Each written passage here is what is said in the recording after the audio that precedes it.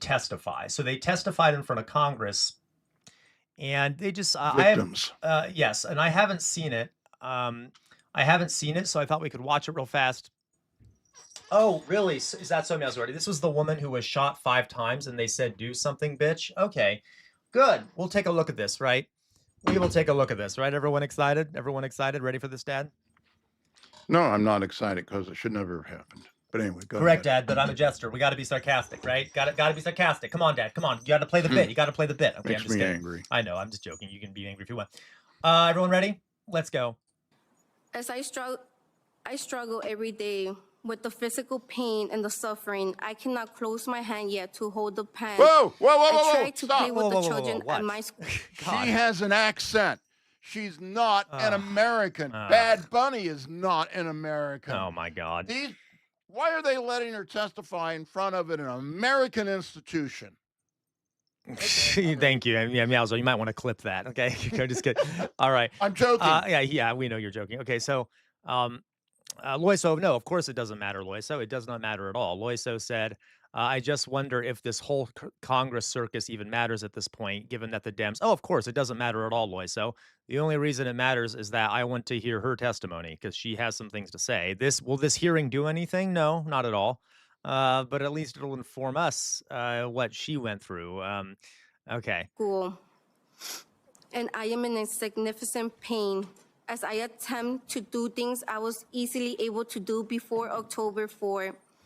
I attend weekly physical therapy sessions to work on these issues and hope one day I can move in the same way I was able to move prior to October 4. It should, Meowsor, but it won't. I know that what happened to me in the matter of seconds on October 4 will unfortunately be with me for a lifetime. The physical scars will always be there in the mornings and evenings when I get dressed and I stare at my body, now permanently disfigured by the 5 lead bullets Exxon fired into me. They will be there this summer when I head to the beach with my dogs and family. Is that so, Meowzord? No Republicans went to this? Of course not. They will be there when I get down on the floor with my students and work with them on their motor skills. And perhaps even worse, the mental scars will always be there as a reminder of the time my own government attempted to execute me. And when they fell, they chose to vilify me. I am Renee Good. I am Alex Pretti. I am Silverio Villegas Gonzalez. I am Keith Porter. They should all be here today. I know each of them would trade my bullet wounds a lifetime of mental distress and a heartbeat to be able to be back with their loved ones this afternoon. And we must also remember the countless other souls who lost their lives at the hands of these entrusted with authority.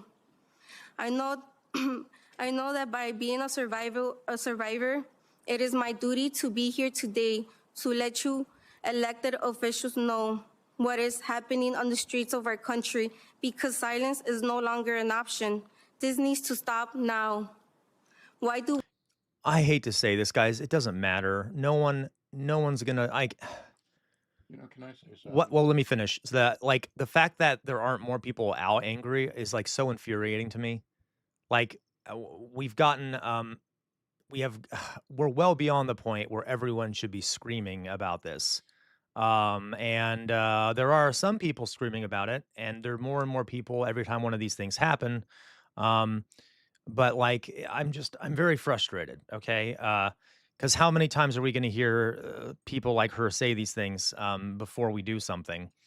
Yep. No, you're right, Jonas. You're right. Though, Jonas, I will say, like, the Alex Pretti stuff and the Renee Good stuff was all over the media. Like, it was everywhere, but there's just like people, there's a lot of structural reason. I've said this before, folks, there's a lot of structural issues in the US that make it hard for people to stand up and protest and do those things. But it's like, I'm so tired. Some people don't like what's going on, but they're so comfortable in their homes and stuff. Like, oh, I hate that. But they don't want to get out and do it. Matter of fact, once again, I'm going to go back. The revolutionaries prior to the advent of the American Revolution, do you know the majority of the colonies didn't raise a finger to try to help them? to try to stop what was happening to them. They didn't. It was a minority. And most of those minority groups were in Massachusetts. So people just, I don't know, they have a sense of, yeah, I don't agree with what the government's doing, but what can I do about it? And I'm warm and comfortable in my home. It's, it's, it's, I don't know, I don't like it. Well, I think, as I said before, folks, I think what will eventually inspire people is when people basically have no other choice. They have nothing less to lose. Nothing left to lose. That's when people will finally take action. A lot of times, when in other prior revolutions, there was a sense of having nothing left to lose before a majority or a large people of the population finally did something about it. And in America, unfortunately, we have a lot of people who, we're a fairly wealthy country. There are a lot of folks who are doing pretty well materially. Now we're all struggling materially, but we have a lot of Not stuff, right? all. Um, what'd you say? I'm sorry. Not all are Not all what? not all are struggling. Oh no, I know, but I'm just saying that's what my point here is. There's a lot of material stuff here. There's a lot of consumerism. There's a lot of stuff distracting us. There's a lot of media cover up, or at least media distraction. There's just so much distraction, and people are also numb because of how much shit has been happening. See, Um, I think too, part of it is that there's no person or small group of people that have stepped up to get others to take charge. I mean, you look at most revolutions, there's usually somebody very charismatic or something. mhm. The Democrats aren't. How many Democrats from Congress have you seen out there marching? How many times have you seen that? A handful have. How many times have Democrats stepped up and say, I don't care. You better reduce or change what ICE is doing, or I won't vote on that appropriations bill. You don't see that. You don't see it. You need somebody to show it. As I said, folks, you need organization too Yep. during something like this. We need we need organization. We need people organized to act in concert and things like that. Um, and I don't think the Democratic Party really has any solutions right now Nope. because they are so incompetent and corrupt. Like, it's just so gross. Yeah, yep, you're right, Meowsword. Our culture is spineless and has no practice standing up on moral principles. Jesus wept. Now, I will say, Meowsword, I do partially disagree with that. Like, I think I don't want to judge at like the average American here. If people do reach a certain level of suffering, I think they would do something. But there are so many systems in place to make it hard. And like guys, like who the hell has time, for example, if you're working all the time to like get involved in like a movement for change? Like, like let's say you have a child and you go to work, like when are you going to find the time? You might not have, you don't want to lose your job if you get arrested, for example, at a protest. Like there are all these systems in place that make it really hard. Yeah, no, I got you, Mauser. You're right. But okay.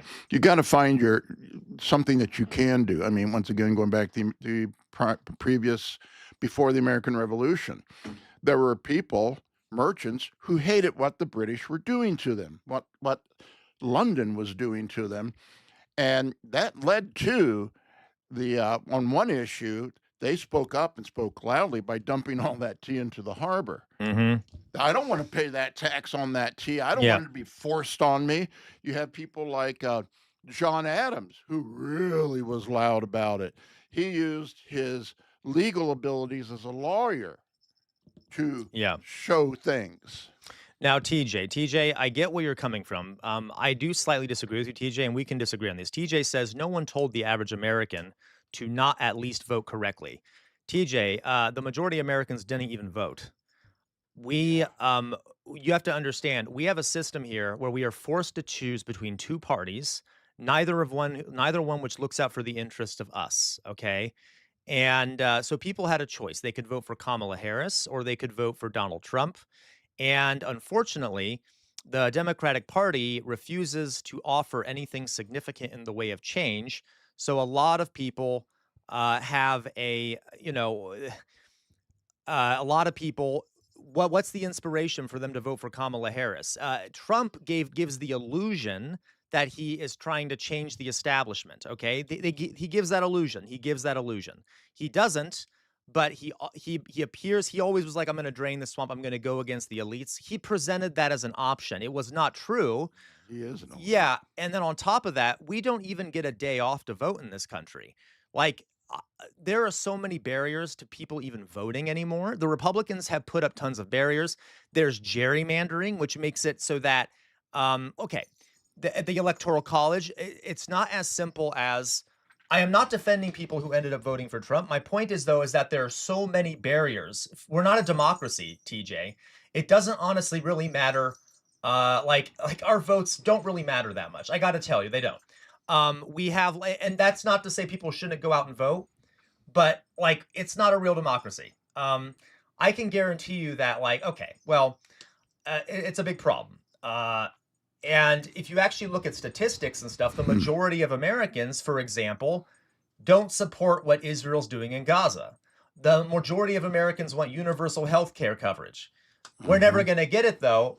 Okay. We're never going to get it, though, because we don't actually have a say over our political system. Also, Because either party we vote for doesn't want those things and they're bribed.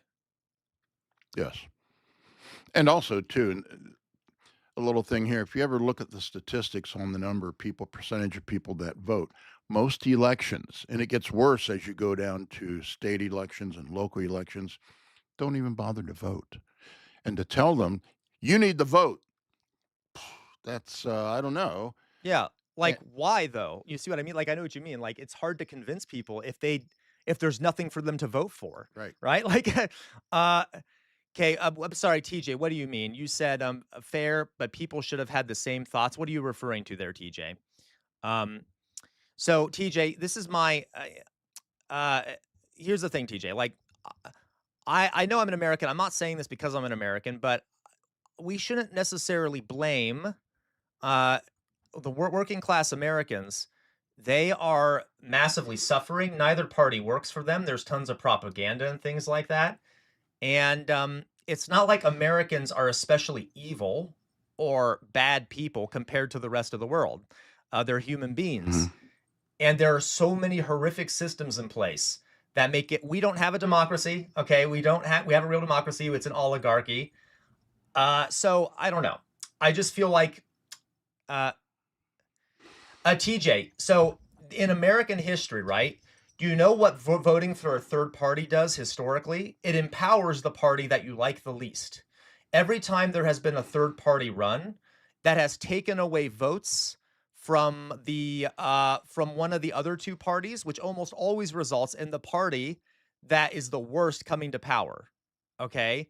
It is not as easy, and you have to understand these two parties basically have a monopoly over our entire system.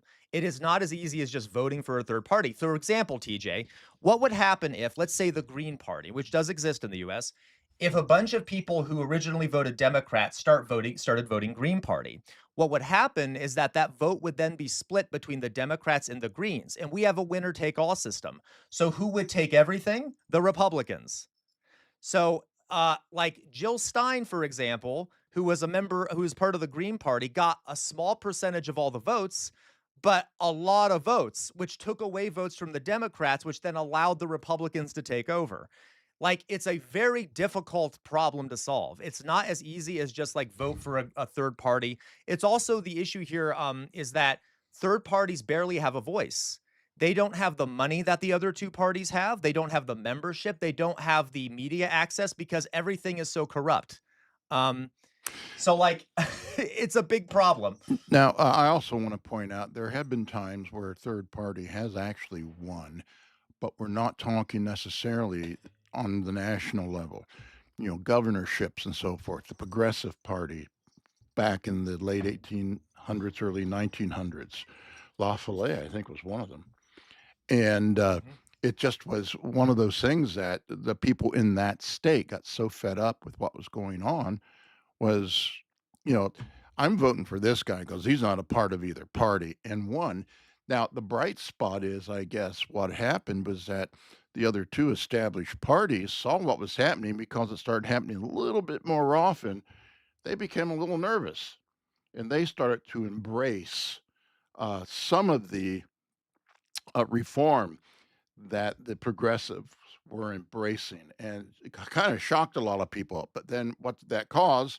It caused the Progressive Party suddenly to lose power, and you're Yeah. left with the two again, and they get corrupt again. And TJ, and by the way, TJ, I'm not arguing with you because I'm like mad with you or anything. I'm just saying I actually like that you're asking these questions yeah, it's because good to ask I questions. think a lot of people, I don't know, I feel like a lot of people don't understand how the American system, how messed up it is, because America has been lying forever and saying that we have a democratic system, um, and shit like that. I don't know. It's a mess. There's also been like concerted efforts to make people's votes not matter. Hmm. We have an electoral college, so it's not as easy as just being like, well, if the country of about 300 million people would have all started voting in this way, how do you do that? How do you convince all these people to start going to a third party when there's two massive parties who are control everything and put out propaganda? It's just difficult. Okay. Um, okay. We continue to wait for more public executions when we have already seen the evidence in our TVs and computer screens. We have heard the I love you testimonies. too, TJ. We have watched the pain unfold in real time. How many more lives must be lost before meaningful action is taken? TJ, I do mean homo. I do mean homo. United States is and will always be a country of immigrants, built by immigrants. We are a country of love and tolerance. This is the land of the free, the land of the opportunity, and the great nation that people around the world aspire to call home. And prior to this recent war on immigrants, we were a country where law enforcement acted lawfully and appropriately, with respect of all human life. I am happy to see people of different nationalities speak up. This is the spirit of love, unity, and courage. This will make America great. I am asking you today, pleading with you to please help bring back the America I grew up loving and idolizing. In America, the values human dignity, protects life, and lives up to the ideals our founding fathers proudly proclaimed. If there's no justice for the people, let there be Yeah, no peace for Promethean the government. rebel. Thank you for your time. I could do without the American exceptionalism, but I support her. Go Okay, ahead, Dan. I think I know what she's saying. America has so much potential. We really do. And a lot of countries have potential, but we have a potential to be truly reaching out to those and setting examples, and or when we see another country that's doing something that we go, oh, you know what, that might work here, and be honest with that, and not going, oh, that's not American. There is so much potential here that and a lot and basically all has to do with immigration over the decades, but we want to bury it all. We want to bury it all. I mean, you look at some of the European countries; they're trying hard to make things work in some Mhm. places and reaching out to people, and yet here we are, right? It's all about me, me, me, me, me. In some cases, especially in Washington, they act sanctimonious sometimes, but I question if they all really really have good intentions, pure good intentions for the people of the nation. I don't think it's possible, unless we have a completely different system. I think we have a system that prioritizes wealth and power, and doesn't prioritize actually democratic feedback. Mhm. Um, and I do, and guys, I'm not going after this woman here, okay? But it's just not true that America was good. Law enforcement has been brutal towards especially people of color for a very long time. There's been a lot of problems in the United States for a very long time, and yeah, But there are some aspects which are good. I mean, and part of one of those aspects are when people see something wrong that's going on, there are people that stand up and demonstrate like they are now. I mean, it's that can happen. So, but the problem is the those that could change things, the people in Congress would rather keep things the same. We need to aspire to something greater the trash heap of history right now. Wait, so I'm just trying to clarify, Dad. Are you saying that the issue is that people in Congress are selfish, or that That's a part of it. the system that we've created allows people in Congress to be selfish and Yeah. puts people that are selfish in Congress? Yeah. So we need a systemic change, not just a change of the people in Congress. Yes. Okay, I was just trying to I mean, clarify. there was a time you were limited to how much money as a corporation you could give. Yep. And if you look back then, if you were around back then or read about back then, it was a bit different than today. Some congressional representatives were willing to stand up and take a chance and to point to what was wrong or to a corporation that was doing something wrong and go, that is wrong. We need to change it now. You don't see that because they get money from some of these corporations who, they do their bidding for. Yeah. I don't know if I fully agree with that, but I don't feel like politicians have ever especially been inspired to act. They've done more, but previously, but not nearly not enough. And normally it's sort of piecemeal. I agree, but they were able to do more. Okay. Now hardly anybody does. Yeah. Well, I will say, like, the Republicans do a lot, but it's always horrible stuff. And I will say, actually, Congress does a lot of stuff, but it's always for the benefit of the wealthy and the powerful. That's what I'm saying. Yeah, yeah. It's me, me, me, me, me. Yeah. No, and I'm talking about doing stuff, meaning good stuff. Okay. So when you say, yeah, the Republicans do stuff, well, really? Hitler did stuff too. No, that's my point though, is that like the system is set up where we do a bunch of bad stuff, but like also, Dad, we're way behind. How can we possibly say that politicians in the past have done a lot of stuff to fix stuff when we still have a healthcare crisis, we still have tons of poverty? I'm talking about our whole history. Yeah. There are some things that politicians finally stepped up and did something about, but you don't see it as often now, or if at all. I mean, there are things that have occurred which were good for our country and good for the people. Okay, but I would say that a lot of the most important changes have been through struggle, as in people have had to protest and rise up and push back before politicians did anything. Well, it depends upon what you consider those important things. Right. So, can you give me an example of something that politicians did that was very significant, that was beneficial for everyone, or whatever, however you want to define it, without pressure from the populace? They just did it because it was what's right, or whatever. The Clean Water Act. The Clean Water Act. Okay. Which has now been gutted. Yeah. Yeah, there were people who put pressure on him, but what had happened was that there were investigative reporters and other people who went looking at some of these issues. Well, that town has a lot of cancer, and dug for the answers, and then put it out there. So it was pressure. It was public pressure due Not necessarily public pressure. It was partly public pressure, but most Americans at that time. But these Americans then that put it out there, that discover some of this stuff, the politicians took a hold of it. Some of them did and went, "What the hell?" Because some of them didn't know. Yeah, but do you think they actually cared, or was it because of the public pressure? I think it was a big set of issues. Okay. I mean, part of it because they were saying this is terrible to have that happen in Ohio, in the U.S.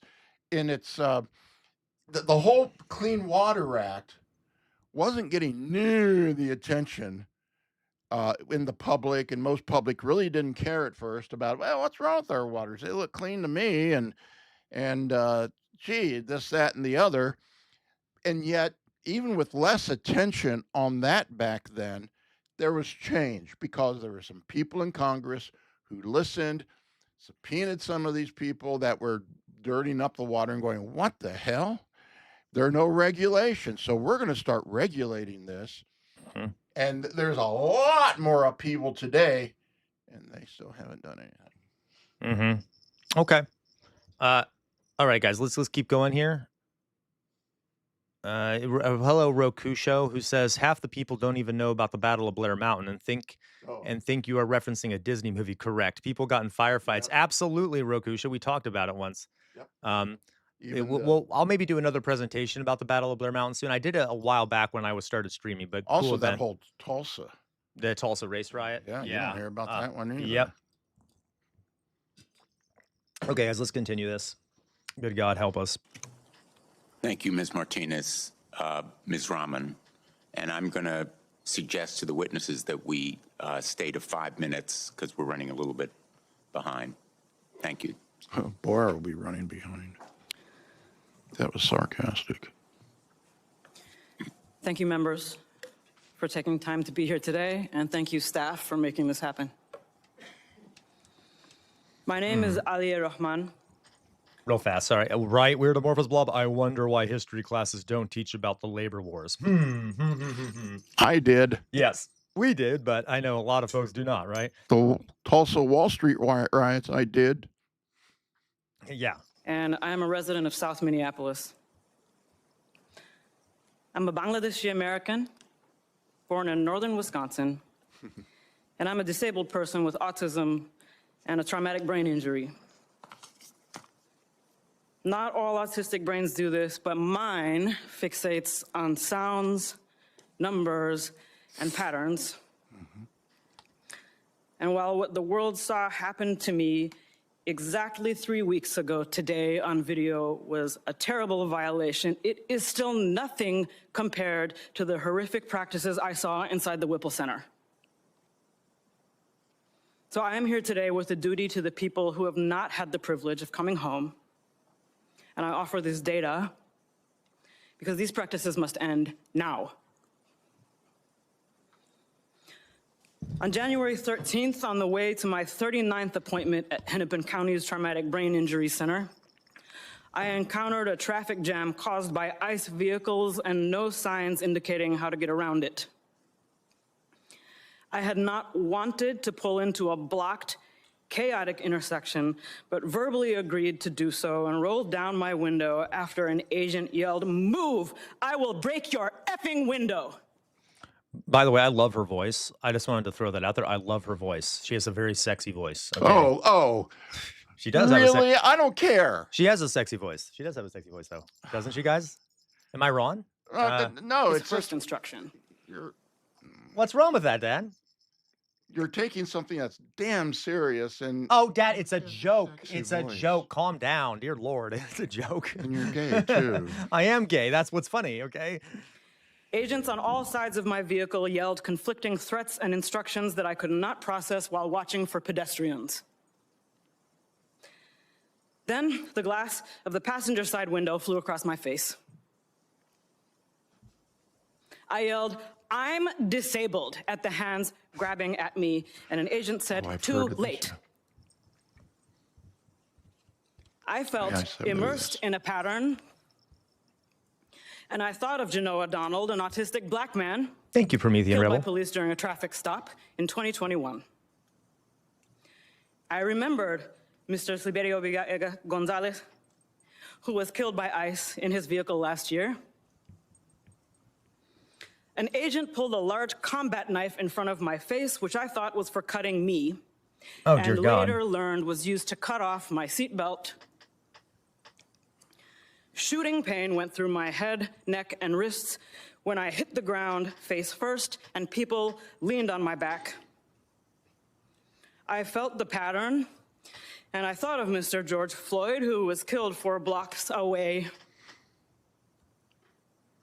Good I was God. carried face down through the street by my cuffed arms and legs while yelling that I had a brain injury and was disabled.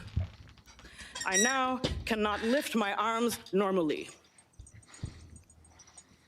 I was never asked for ID, never told I was under arrest, never read my rights, and never charged with a crime. Approaching the Whipple Center, I saw black and brown bodies shackled together, chained together, being marched by yelling agents outdoors. I continue to hear the word bodies because that is how agents refer to us. Dehumanization. We're bringing in a Classic in genocidal situations, folks, and in concentration camp situations, you actively try to dehumanize the detainees because it makes it more psychologically acceptable for the people doing the detaining to abuse you, mistreat you, and things like that. Also, As a Matt, 1 second, sorry. They also would put numbers. They would, like, for example, on Jews and other people in concentration camp, they'd put numbers on them. They would cut their hair. They would do other things like that, okay, in a way to dehumanize them more. And actually, what's funny is that her recollection there reminds me very much of during the Rwandan genocide, the Hutu extremists would keep a bunch of Tutsi women chained up inside of these pens and then use them for you know what. And that's what my head went to, like this these pens of Tutsis that were being used by the Hutus for sexual assault. And I know that's not the same thing as what she's describing, hopefully not, but like these imagery that she's talking about is very genocidal. Okay, it's what it sounds like to me. Also, too, it helps ICE agents to not look at the people they're abusing as individual human beings. They are things. Yep. You know, oh, that's not Aliya Rahman. That's a body. Yep. That's it helps the agents do it. Yep. As Mauser said here, yes, Mauser, we remember the Unit 731, the Japanese biological weapons unit. They called anyone that they were experimenting on logs, LOGS. You know, I just mentioned what the Nazis did in concentration camps. So that dehumanizing language in a lot of the in a lot of like old slave ship manifests, the Africans aboard those ships are called cargo. You know, we lost this amount of cargo today. We lost that amount of cargo today. Like I could go on and on. That is a very clear step in, for example, the process towards genocidal violence. Okay, and like that's like in every study of genocide, the dehumanization and separation through language is a very clear step. All right. And also, I want to use a real example here. My dad once told me he fought in World War II, as some of you know, in North Africa, and then landed at Omaha Beach all the way to the Elbe River, was wounded 3 times and all that. But he did say, he came to talk to my class once, and somebody asked him a question, which prompted this response. He says, you know what? Had that person that I shot across the way, the Nazi, had not had his uniform on and just civilian clothes, he said he would have looked just like me. Or if he had American uniform on, he would have been just like me. I would have seen him as, oh my God, I'm a human being just like me. And he said it would have eaten him alive. That thought that he was doing this to a human being. But instead, they were trained to don't look at them as human beings, view them as Nazis who need to be gotten rid of. So that goes to show you that, you know, what they're doing with the ICE here is using, instead of using humanizing terms, they're using other terms to make it easier for themselves to do it. Mithril says, I've been reading Our Bodies, Their Battlefield, What War Does to Women. Mithril, I had to take a class at OSU called Women in the Developing World, and there was a whole section on women in war. And oh my God, Mithril, people need to read more about it. But thank you for recommending that book, Mithril. I'm going to take a look into that. Yeah. Okay. Body. They're bringing in bodies, 7, 8 at a time. Where do I put them? We can't use that room. There's already a body in there. You have no reason to believe you will make it out alive if you are already being called a body. Agents repeatedly had to stop and ask how to do tasks. I received no medical screening, phone call, or access to a lawyer. I was denied a communication navigator when my speech began to slur. Agents laughed as I tried to immobilize my own neck. I asked for my cane and was told no, pulled up my arms and prodded forward in leg irons by agents laughing and saying, walk, you can do it, walk. Agents did not know if the facility had a wheelchair. When I was finally placed in one to be taken to interrogation, an agent taunted, "You were driving, right? So your legs do work." I pleaded for emergency medical care for Jesus. over an hour after my vision had become blurry, my heart rate went through the roof, and the pain in my neck and head became unbearable. It was denied. When I became unable to speak, my cellmate pleaded for me. The last sounds I remember before I blacked out on the cell floor were my cellmate banging on the door, pleading for a medic, and a voice outside saying, "We don't want to step on ICE's toes." When I opened my eyes at Hennepin County's emergency room, I learned I was brought there to be treated for assault. Jesus Christ. The impacts of DHS detention on my physical, mental, and financial well-being and safety have been very severe, but I do not deserve more humane treatment than anyone else, U.S. citizen or not. And I am here today with a strong spirit and a duty to the many people who haven't had the privilege to tell their stories or see their loved ones come home. I am extremely distressed by the pattern that violence from law enforcement has been happening to Black and Indigenous communities for centuries, and to DHS survivors for over 20 years. We call ourselves a civilized nation, but we lack rules and accountability around what a person claiming to be law enforcement is permitted to do to another human being. I am not afraid. And I'm not afraid to keep working on this problem, Right, even Mithra. after ICE is gone. Thank you for your time. My God, what So, yep, that's the state that we've come into, guys. We're a country, our country is a monstrous authoritarian regime that abuses its own people, and we really ought to make some major changes. And listening to her, I think of like World War II. I think a lot of this started with World War II, actually in the United States with the Civil War with Henry Wirz and Andersonville. But we now charge people with crimes against humanity for treating them like animals, when the authorities treat them like animals, the authorities that we have hopefully defeated. And yet when we do this to our own people, they're heroes. These ICE agents are heroes. These are crimes against humanity. That's all it is. There's no excuse for it. None. And it's funny. At the Nuremberg trials, a lot of these people accused were going, "I was only following orders. I was only following orders. I was only following what my superior said." And you know what? That's what these ICE agents will say. They have absolutely no sense of morality or humanity